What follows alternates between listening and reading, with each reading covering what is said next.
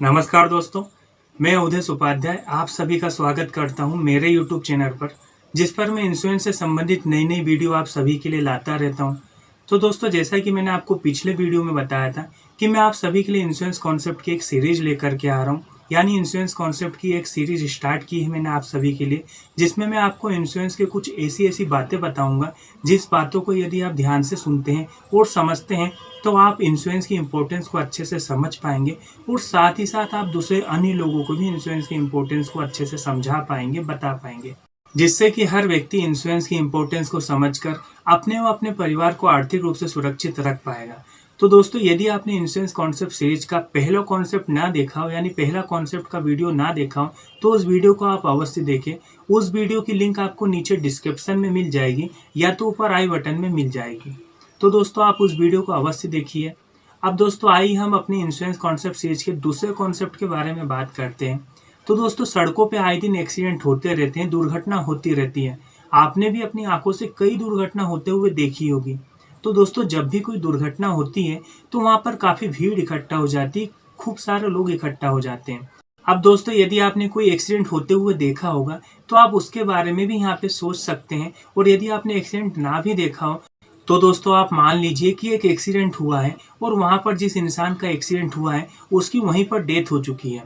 अब वहां पर जो भीड़ इकट्ठा हुई है, जो लोग इकट्ठा हुए हैं, 100, 150, 200 या जितने लोग भी वहां इकट्ठा हुए हैं, तो वो सभी लोग दुनिया है। और उस दुनिया के लिए जिस इंसान की डेथ हुई है वो एक व्यक्ति है।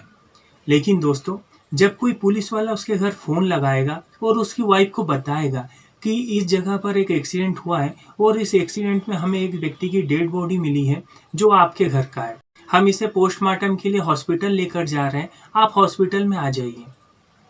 तो दोस्तों, जानते हो उस समय जो उसकी बीवी होगी, उसके मन में या दिमाग में एक बात आई होगी। वो एक क्या बात आई होगी दोस्तों? वो एक ही बात आई होगी कि मेरी तो दुनिया उजड़ गई। हाँ दोस्तों, वो जो पूरे लोग थे जो उस इंसान को देख रहे थे, मरता हुआ या तड़पता हुआ भी देख रहे थे कई लोग, तो उन सभी के लिए वो जो इंसान था वो सिर्फ एक व्यक्ति था। लेकिन दोस्तों, उसके घर वालों के लिए, उसकी फैमिली के लिए, उसकी वाइफ के लिए, उसकी बीवी बच्चों के लिए वो ही पूरी दुनिया था। इसका मतलब दोस्तों, आप आपके परिवार के लिए, आपके बीवी बच्चों के लिए पूरी दुनिया है। तो दोस्तों, क्या आपके परिवार की जो दुनिया है वो सुरक्षित है? क्या वो कभी नहीं उजड़ेगी? दोस्तों, उजड़ने से मेरा कहने का मतलब सिर्फ इतना ही है कि दोस्तों, जब भी कोई व्यक्ति या इंसान जब मरता है तो उसके घर वाले उसे कुछ दिनों में, कुछ महीनों में या कुछ साल में भूल जाते हैं, और भूलना पड़ता भी है। लेकिन दोस्तों, जो उसके घर के खर्चे होते हैं, जो बच्चों की पढ़ाई लिखाई के खर्चे होते हैं, जो इसके अलावा भी दूसरे उनकी शादी के खर्चे होते हैं, ये सभी खर्चे सिर्फ पैसों से ही पूरे होते हैं।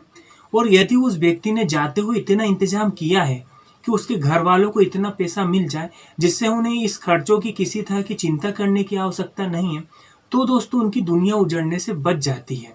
तो दोस्तों, क्या आपने अपने परिवार की दुनिया को सुरक्षित किया है?